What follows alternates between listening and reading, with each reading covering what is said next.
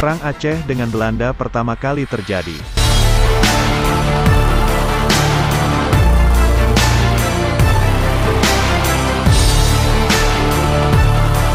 Tempat pendaratan dan terjadinya perang pertama Aceh dengan Belanda adalah di Pantai Ceremen, Bandar Aceh Darussalam. Di tempat itulah, pada tanggal 6 April tahun 1873 Belanda pertama kali mendarat di Aceh. Setelah pada tanggal 26 Maret tahun 1873 pemerintah kolonial Belanda yang pusat kekuasaannya di Pulau Jawa, membuat pernyataan maklumat perang terhadap Kerajaan Aceh Darussalam.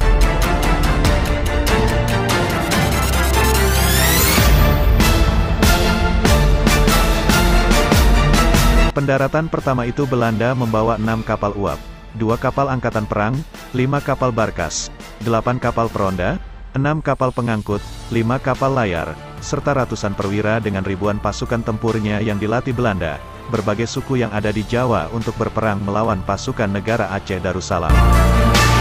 Tapi, pendaratan pertama itu gagal total karena mendapat perlawanan sengit dari pasukan negara Aceh Darussalam yang dengan gagah berani melawan penjajahan Belanda hingga pejuang Aceh mendapat syahid.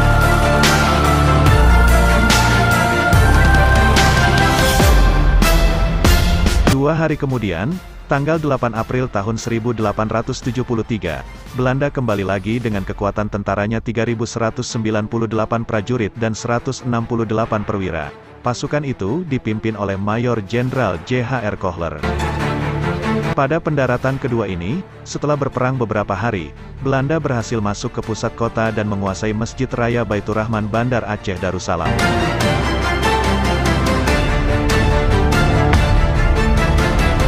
Namun, pasukan Aceh di bawah pimpinan Tengku Imum Lungbata dan Tuanku Hashim Bantamuda berhasil merebut kembali Masjid Kerajaan Aceh Darussalam itu dengan menggagalkan pasukan pribumi Jawa yang dilatih oleh Belanda mundur ke kawasan Lampasek.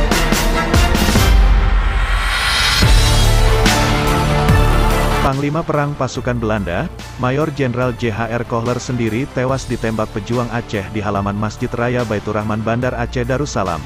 Maka agresi pertama Belanda ke Aceh itu gagal total. Pasukan Belanda diperintahkan untuk kembali ke Batavia Jakarta sekarang, sementara jenazah Mayor J.H.R. Kohler dibawa ke Singapura sebelum dimakamkan di Batavia.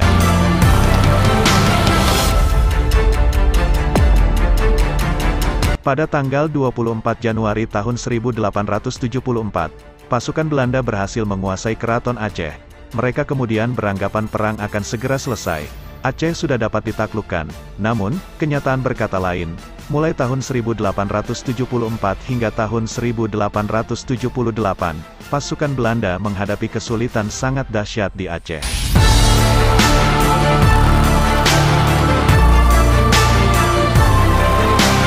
Dikutip dari buku Nino Octorino berjudul Perang Terlama Belanda, Kisah Perang Aceh tahun 1873 sampai tahun 1913, halaman 59 sampai 71. Pasukan Belanda di Aceh menghadapi 3 momok menakutkan ketika mencoba menaklukkan wilayah Kerajaan Aceh Darussalam, yakni wabah penyakit, lumpur, dan senjata-senjata pejuang Aceh yang mampu membelah bahu hingga ke jantung. Ada 3 jenis wabah penyakit saat Perang Belanda di Aceh, yakni kolera, disentri, dan tifus. Tahun 1874, dari 8.000 pasukan, Belanda kehilangan 1.700 akibat wabah dan pertempuran. Ini masih di luar ribuan lain yang harus diungsikan lebih awal karena terluka atau sakit. Sementara, tahun 1876, Belanda kehilangan 1.400 prajurit akibat wabah, yang membuat serangan ke kedudukan pejuang Aceh ditunda sembari menunggu bantuan pasukan pribumi dari Jawa untuk melawan pejuang Aceh.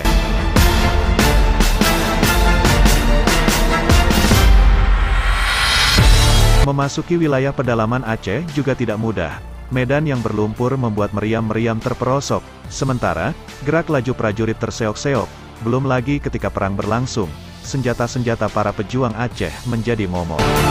Beberapa prajurit kemudian memakai zirah ala ksatria untuk melindungi bahu dan jantung mereka dari senjata pejuang Aceh.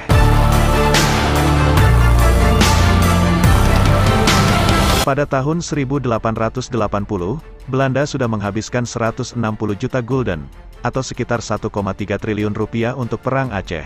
Mereka juga mengerahkan rata-rata 3.000 pasukan orang Eropa, 5.000 pasukan pribumi dari Jawa, dan 100 orang Afrika. Perang Belanda dengan Aceh tidak bisa menghasilkan apapun untuk keuntungan Belanda, tidak seperti di Pulau Jawa dan wilayah-wilayah lainnya. Di Nusantara, Aceh tidak mampu ditaklukkan hingga Belanda keluar, dan tidak pernah kembali lagi ke Aceh, jauh berbeda dengan pulau lain yang ada di Nusantara, yang tidak pernah bertahan melawan penjajahan. Asal aman meskipun dijajah tidak mengapa. Buktinya hanya Aceh sendiri yang berjuang hingga pemimpin-pemimpin Aceh syahid di medan laga.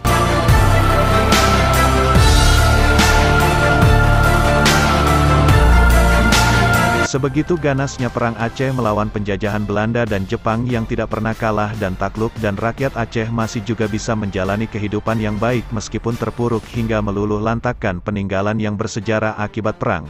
Acehlah yang menjadikan sebab akibat sehingga negara Indonesia terbentuk, dan lagi-lagi rakyat Aceh membantu fasilitas negara seperti perpindahan kekuasaan di Biren, pembelian pesawat Selawah, pembelian kapal laut, dan banyak lagi bantuan lain yang diberikan oleh Aceh.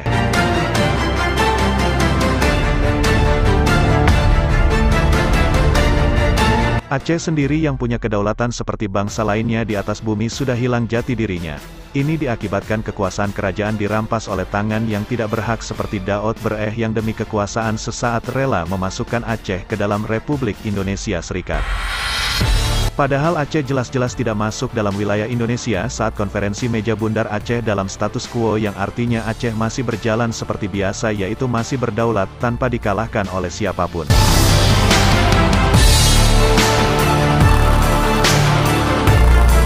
Seharusnya pemerintah Indonesia berterima kasih atas bantuan bangsa Aceh yang sudah menjadikan Indonesia negara yang merdeka dan berdaulat yang sekarang ini merasa sudah berwibawa dengan bangsa-bangsa lain di dunia, sehingga Aceh dipandang sebelah mata.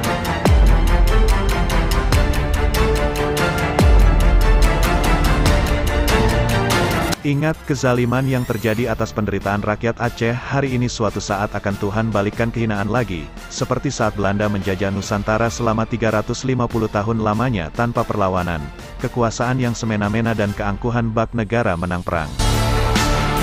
Padahal semuanya itu terjadi atas bantuan bangsa Aceh yang gagah berani melawan penjajahan Belanda kala itu.